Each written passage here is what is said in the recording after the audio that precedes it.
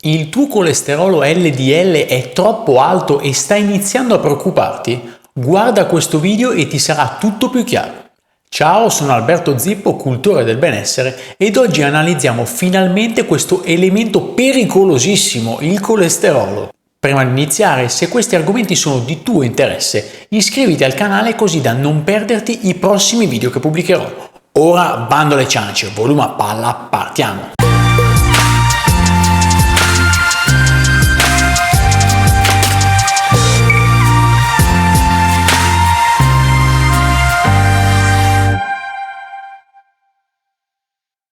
Anche se viene spesso demonizzato da tutti, il colesterolo è un elemento imprescindibile per il nostro benessere e lo troviamo all'interno dei cibi di origine animale. Esso svolge svariate funzioni a livello cellulare. È precursore della vitamina D, protegge i nostri neuroni e consente la trasmissione corretta degli impulsi nervosi, è l'elemento fondamentale che il nostro fegato utilizza per costruire i sali biliari utili per la digestione dei lipidi ed è infine il precursore degli ormoni steroidei, come ad esempio gli ormoni sessuali ed il cortisolo. Per questi motivi evitare alimenti fonte di colesterolo è controproducente per il nostro benessere. Per di più, il colesterolo assunto tramite la dieta influisce per meno del 15% rispetto a quello endogeno.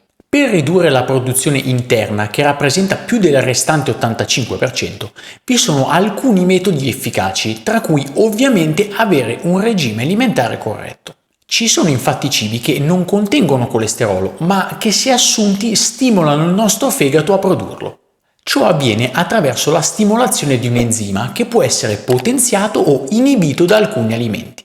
Prima di capire di che cibi si tratta, dobbiamo per forza di cosa analizzare meglio il processo del colesterolo. Il trasporto del colesterolo avviene tramite degli elementi chiamati lipoproteine, di cui fanno parte le famose LDL e HDL. La prima lipoproteina che si genera dopo l'assunzione di un alimento si chiama chilomicrone. Immagina che questo chilomicrone sia come un palloncino gonfio al 100%. È composto quasi totalmente di trigliceridi ed in piccola percentuale da colesterolo. Questo palloncino fa un tragitto che va dall'intestino al fegato per portare i lipidi che servono a far funzionare i nostri muscoli e a generare una riserva di energia nel nostro tessuto adiposo. Durante questo viaggio rilascia la gran parte dei suoi trigliceridi direttamente alle cellule. A questo punto il palloncino, dopo aver raggiunto il fegato, viene rimesso in circolo nel sangue, trasformandosi in VLDL, ovvero lo stesso palloncino ma solamente un pochino più sgonfio. Il palloncino, che ora si chiama VLDL, ha ovviamente una densità di colesterolo superiore rispetto alla fase precedente in cui lo chiamavamo chilomicrone. Ciò è dovuto al fatto che il chilomicrone aveva già rilasciato parte dei suoi trigliceridi alle cellule prima di entrare nel fegato. In aggiunta, il nostro fegato produce colesterolo, quindi il nostro palloncino più sgonfio, ovvero VLDL, sarà per questo motivo più ricco di colesterolo. Al contrario dei chilomicroni, le VLDL partono dal fegato e vanno verso la periferia, continuando a svolgere le loro funzioni. Man mano che svolgono le loro funzioni, continuano a sgonfiarsi diventando prima IDL e poi finalmente LDL. Ormai il palloncino è denso solamente di colesterolo. A questo punto le LDL vengono inglobate nelle cellule, cedono il loro colesterolo residuo per le funzioni necessarie e dunque a questo punto dovrebbero terminare il loro lavoro scomparendo, giusto? Invece no. Se il colesterolo contenuto nelle LDL è in eccesso, da qualche parte esse dovranno pure andare. Ed in che zona vanno? Restano nel sangue, perché le nostre cellule, che sono molto intelligenti, chiudono il loro accesso, dato che oramai sono sature di colesterolo. In che modo chiudono l'accesso? Semplicemente non lasceranno sulla loro superficie quei recettori che servono a far entrare le LDL.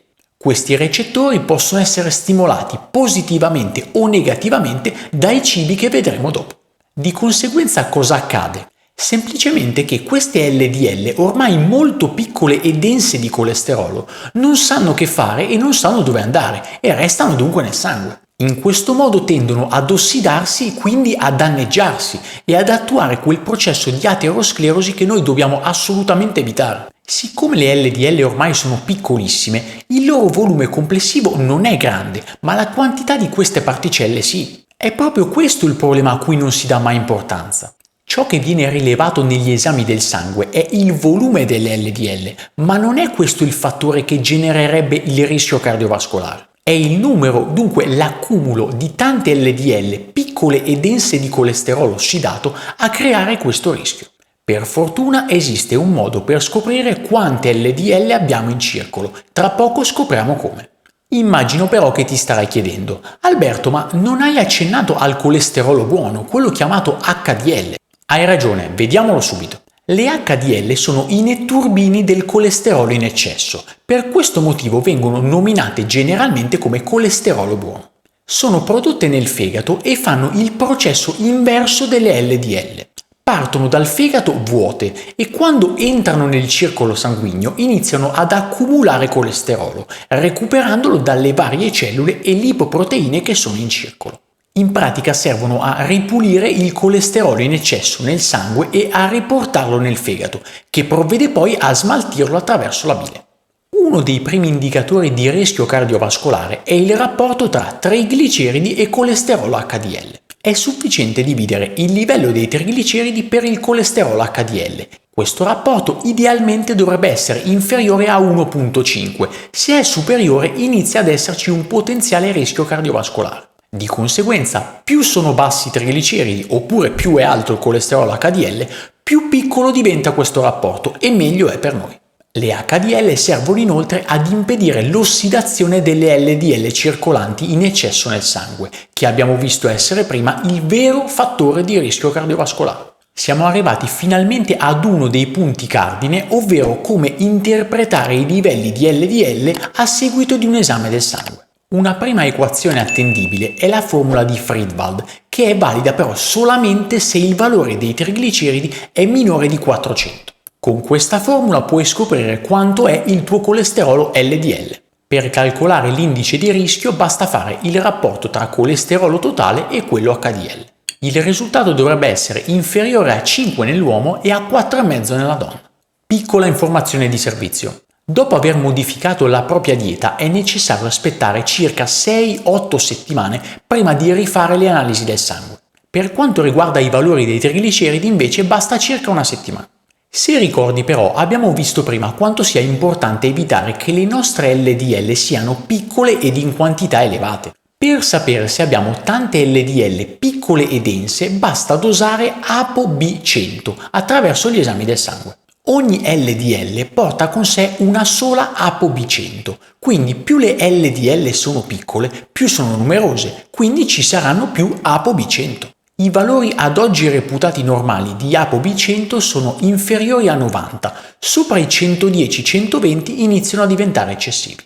Prima di concludere, scopriamo quali sono le contromisure che possiamo adottare per evitare una ipercolesterolemia e ridurre al contempo le LDL piccole ed ossidate. Il primo accorgimento è mantenere un regime alimentare equilibrato. Solitamente i primi indiziati dalla maggior parte dei professionisti sono i grassi saturi. Gli alimenti che ne sono ricchi sono spesso demonizzati, ma basterebbe assumerli con equilibrio. Generalmente in una dieta regolare non dovrebbero superare il 10% dell'introito giornaliero di alimenti, ma non andrebbero esclusi totalmente. Ci tengo a mostrarti uno studio che smonterebbe la credenza generale che i grassi saturi siano i principali colpevoli di un aumento di colesterolo endogeno. In questo studio randomizzato controllato sono stati fatti assumere ai pazienti 50 grammi al giorno di uno tra olio di cocco, olio d'oliva e burro per 4 settimane. Chi ha introdotto l'olio di cocco ha consumato il 94% di grassi saturi, mentre chi ha mangiato burro ne ha assunto solamente il 66%. Inspiegabilmente, il gruppo che ha assunto olio di cocco ha visto i suoi livelli di LDL diminuire, mentre sono aumentati nel gruppo del burro. Per questo motivo, evitare i grassi saturi per prevenire un aumento di colesterolo endogeno potrebbe non essere corretto. Certamente dovremmo evitare cibi ad alto carico glicemico e alimenti ricchi di grassi trans. Essi stimolano l'enzima del colesterolo, aumentando dunque la sua produzione endogena ed ostacolando la rimozione del colesterolo in eccesso presente nel sangue. Il secondo accorgimento che potremmo adottare sarebbe quello di raggruppare il più possibile nello stesso pasto i cibi ricchi di colesterolo. L'assorbimento intestinale di colesterolo contenuto negli alimenti ha un massimale che è di circa 500 mg. Di conseguenza, una volta superata questa soglia, il resto sarà eliminato attraverso le feci. Per anni e anni sono state demonizzate ad esempio le uova, fonte di colesterolo. Per questo ci tengo a mostrarti uno studio. Assumere più di 8 grammi di colesterolo ricavati da 35 uova al giorno per la durata di un mese non hanno in alcun modo aumentato i livelli di colesterolo nei pazienti coinvolti in questo studio. Il terzo accorgimento riguarda l'escrezione biliare di colesterolo. Esistono alcuni alimenti che hanno effetto colagogo, ovvero che agevolano la produzione ed escrezione della bile, con conseguente effetto benefico sul fegato. Il primo è il carciofo, ma ci sono anche cicoria, aloe, tarassaco e cardo mariano che possono fare al caso nostro. Il quarto accorgimento riguarda l'aumento di alimenti fonte di fibra. Un moderato apporto di fibra aiuta ad aumentare i recettori delle LDL, contrastando dunque l'ipercolesterolemia. Nello specifico, la fibra solubile permette di espellere più velocemente il colesterolo presente nell'intestino, evitando un suo accumulo nelle arterie. Si possono assumere avena, melanzane e mele. Il quinto accorgimento riguarda un'adeguata introduzione di antiossidanti. Per evitare di avere LDL piccole ed ossidate è ovviamente necessaria una costante introduzione di alimenti antiossidanti. Dunque l'assunzione di cibi ricchi di omega 3, vitamina C, vitamina E, oltre che di acido oleico, grassi monoinsaturi e polifenoli può essere davvero di enorme aiuto. Noci di macadamia, avocado, kiwi, pesce azzurro, mandorle ed olio extravergine d'oliva sono davvero ottime. Sono utili anche gli alimenti ricchi di catechine, come il tè verde, e quelli fonte di lecitina e fitosteroli, come i semi di sesamo.